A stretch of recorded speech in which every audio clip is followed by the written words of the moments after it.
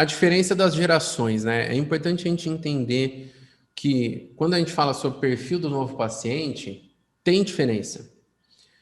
Uma pessoa que é um adolescente, por exemplo, ele se conecta com uma linguagem mais informal, mais lúdica, é mais sinestésico, né? Ele precisa ver e ouvir. E os adolescentes, de modo geral, querem sentir você como se fosse um brother, assim, um amigo, um camarada. Você tem que dialogar com eles da maneira como eles dialogam. A afinidade é um fator muito decisivo. Eu vou fazer um parênteses aqui para falar sobre crianças. Existe o perfil que, para mim, é uma das maiores referências, que é um neuropediatra, o Jadson Fraga. Pode procurar lá no Instagram, Jadson Fraga, neuropediatra. Quando ele começou, ele se vestia de Homem-Aranha, Superman, Iron Man, e ele foi muito criticado, principalmente pelos médicos, né?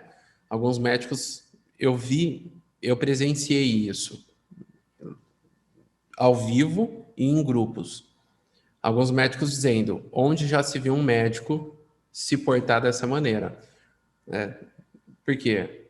Porque, de alguma maneira, feria a ideia de que médico deve ser aquela pessoa muito séria, muito sisuda, que não pode ter um pouco de diversão. Que existe essa ideia, né?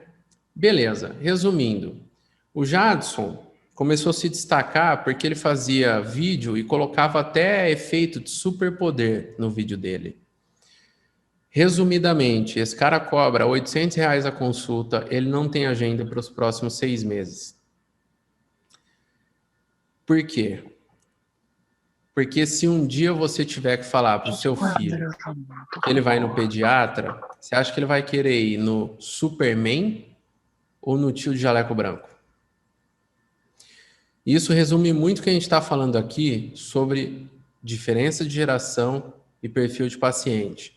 Se você olha, um adulto olha, eu já vi as pessoas dizendo, eu tenho vergonha alheia desse cara. Ok, mas ele dialoga muito bem com o público dele. E o público dele, por sua vez, convence os pais. Porque o público começa a falar, cara, eu quero ir no Homem-Aranha, entende? É um negócio que conecta. E é importante a gente entender isso. Por que a gente começou o programa falando sobre mapa da empatia? Porque a primeira coisa que a gente precisa entender é como que eu me conecto com o meu paciente. Porque a partir daí eu começo a trilhar um caminho que faça sentido. Se eu pegar, por exemplo, um adulto, ele se conecta com a amplitude do conhecimento e informação. Primeiro, o adulto quer se sentir seguro que você é a melhor solução, que você é a melhor escolha. E depois ele te escolhe. O adolescente não. Primeiro ele se conecta pela afinidade. Depois são outros fatores. Os idosos se conectam com quem dialoga e escuta na mesma intensidade. Eles querem ser ouvidos, querem falar, querem tirar dúvidas, sentir-se amparados. Se você pegar, por exemplo, um geriatra que fica na sala esperando o velhinho chegar, e aquele geriatra que sai da sala, vai até a recepção, se coloca do lado, estica o braço, pega pelo braço e leva até a sala. Quem é que o velhinho gosta mais? Aquele que deu amparo desde o começo. Gente, vocês já fazem isso todos os dias. Vocês sabem maneiras de se conectar com seus pacientes todos os dias. O que falar, como falar. Patrícia me estava dizendo que até mudou decoração por conta de receber paciente homem e paciente mulher. Quer dizer, o nível de profundidade dessa conexão com o paciente. E isso tem que ser levado para a tua comunicação. Lógico que, como mudar a comunicação é um negócio muito mais difícil, né? A decoração a gente muda rapidamente. A comunicação é algo que a gente precisa até treinar, mas é fundamental.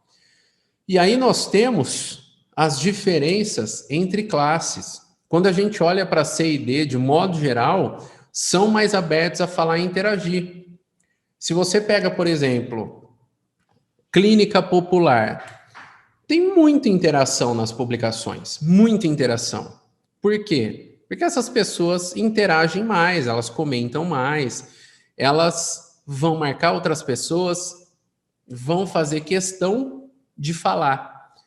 Quando a gente olha, por exemplo, para um público A mais, sempre são pessoas mais reservadas.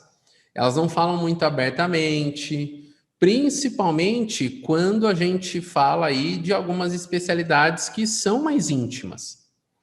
Mesmo após um procedimento realizado, poucos falam abertamente sobre você.